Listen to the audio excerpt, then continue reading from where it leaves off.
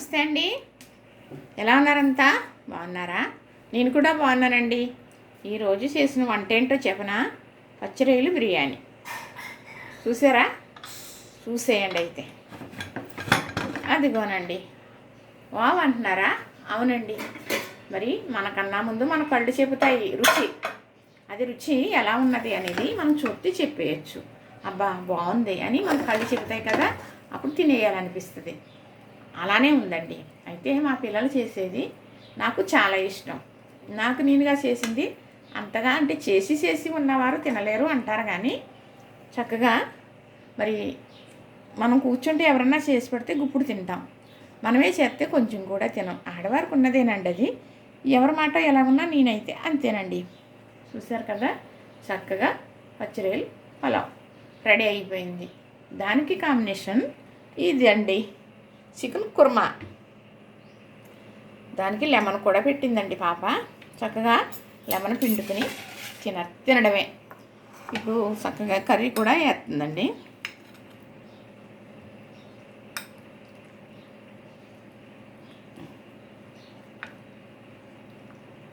చాలమ్మా, ఎక్కువ పెట్టేసి తినొద్దు ఎవరైనా కానీ.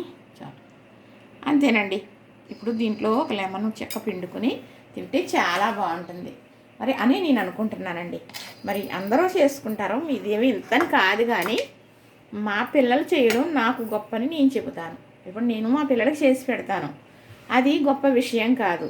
పిల్లలే అమ్మకి చేసి పెడితే, నాన్నకి చేసి పెడితే ఆనందమే వేరండి. ఇది నిజంగా నిజం. అందరూ మరి నమ్మవలసిందే. మా జ్యోతి అంటది, అవునమ్మా నిజమేనమ్మా అని చాలా సంతోషపడిపోయి, మా అమ్మ కూడా అలాగే అనేది, మా అమ్మకు కూడా ఇలా చేసేదాన్ని అని చెబుతుందండి. జ్యోతి అంటే ఎవరు అనుకుంటున్నారా? ఈ యూట్యూబ్ ఫ్రెండ్, ఈ ఛానల్ ద్వారాగా నాకు దేవుడిచ్చిన కుటుంబం.